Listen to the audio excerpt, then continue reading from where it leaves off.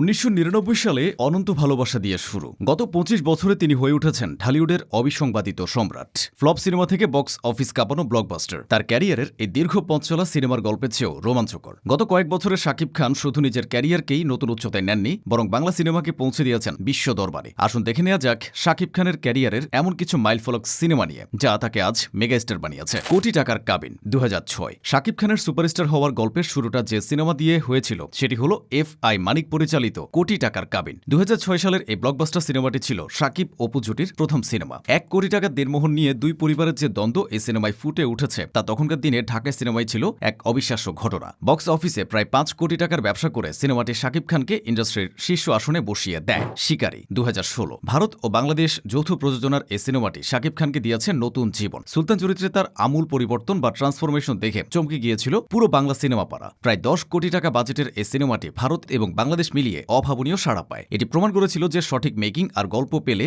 শাকিব খান যে কোনো আন্তর্জাতিক মানের হিরোকে টক্কর দিতে পারেন। প্রিয়তমা 2023। শাকিব খানের ক্যারিয়ারের টার্নিং পয়েন্ট ধরা হয় হিমেল আশরাফ পরিচালিত প্রিয়তমা সিনেমাটিকে। 2023 সালের ঈদ উল আজহায় মুক্তি পাওয়া এই সিনেমাটি বাংলাদেশের বক্স অফিসে পূর্বের সকল রেকর্ড ভেঙে দেয়। সিনেমাটির মোট আয় ছিল প্রায় 42 কোটি টাকা। ইধিকা পালের সাথে শাকিবের রসায়ন এবং বিশেষ করে তার বৃদ্ধ বয়সের মেকআপ ও অভিনয় সমালোচকদের মুখ বন্ধ করে দিয়েছিল। এটি এখনও বাংলাদেশের ইতিহাসের অন্যতম সফল সিনেমা। রাজকুমার 2024 সালের ঈদ উল ফিতরে মুক্তি পায় উচ্চ বাজেটের সিনেমা রাজকুমার। প্রায় 6 কোটি টাকা বাজেটের নির্মিত এই সিনেমাটি বক্স অফিসে প্রায় 26 কোটি টাকা আয় করে। মা ও মাটির টানে একজন যুবকের আমেরিকায় পাড়ি দেওয়ার ইমোশনাল গল্পে শাকিব খানের অভিনয় ছিল অসাধারণ। এই সিনেমাটি প্রমাণ করেছে যে শুধু অ্যাকশন নয়, ড্রামাটিক গল্পেও শাকিব খান অপ্রতিদ্বন্দ্বী। তুফান 2024। রায়হান রাফি পরিচালিত এই সিনেমাটি বাংলাদেশের চলচ্চিত্র ইতিহাসে দ্বিতীয় সর্বোচ্চ আয়কারী সিনেমার মর্যাদা পেয়েছে। প্রায় 56 কোটি টাকার বক্স অফিস কালেকশন নিয়ে সিনেমাটি রেকর্ড করে। 70-এর দশকের একজন গ্যাংস্টারের চরিত্রে শাকিব খানের দুর্দান্ত লুক এবং ডাবল রোল দর্শকদের মুগ্ধ করেছে। চঞ্চল চৌধুরীর সাথে তার স্ক্রিন শেয়ারিং ছিল সিনেমার অন্যতম আকর্ষণ।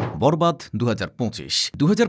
ঈদ উল ফিতরে মুক্তি পায় বরবাদ। প্রায় 15 থেকে 18 কোটি টাকার বিশাল বাজেটে নির্মিত এই সাইকো অ্যাকশন থ্রিলারটি পরিচালনা করেছেন মেহেদী হাসান হৃদয়। প্রিয়তমার পর ইধিকা পালের সাথে আবারও পর্দায় আসেন শাকিব খান। এই সিনেমায় শাকিবের র এবং ব্রুটাল অ্যাকশন লুক আগের সব রেকর্ড গুড়িয়ে দেয়। সিনেমাটি বিশ্বজুড়ে প্রায় 75 কোটি টাকা আয় করেছে, যা ঢালিউডের ইতিহাসে একটি নতুন রেকর্ড। এটি প্রথম বাংলাদেশি সিনেমা হিসেবে আইএমডিবির গ্লোবাল টপ 100 তালিকার 44তম স্থানে জায়গা করে নেয়। তাণ্ডব 2025। তুফানের পর পরিচালক রায়হান রাফি এবং শাকিব খান আবারও একজোট হন তাণ্ডব সিনেমার জন্য। এটি একটি পলিটিক্যাল অ্যাকশন থ্রিলার। এই সিনেমায় রাজনৈতিক ষড়যন্ত্র, দুর্নীতি এবং প্রতিশোধের এক রোমহর্ষক লড়াই দেখানো হয়েছে। সিনেমায় শাকিব খানের বিপরীতে সাবিলা নূর এবং গুরুত্বপূর্ণ চরিত্রে জয়া আহসানকে দেখা যায়। সিনেমার নামের মতোই এটি বক্স অফিসেও তাণ্ডব চালায় সিনেমাটি। বক্স অফিসে সিনেমাটির মোট আয় প্রায় 30 কোটি টাকা। বাংলা চলচ্চিত্রের দীর্ঘ ক্যারিয়ারে শাকিব খান 250টিরও বেশি সিনেমায় অভিনয় করেছেন। ক্যারিয়ারের শুরুর দিকে অনেক সংগ্রাম করলেও বর্তমানে শাকিব খান মানেই বক্স অফিসে টাকার বৃষ্টি। গত কয়েক বছরে তিনি যে সিনেমাগুলো উপহার দিয়েছেন তা থেকে স্পষ্ট যে তিনি এখন সংখ্যার চেয়ে মানের দিকে বেশি মনোযোগ দিচ্ছেন।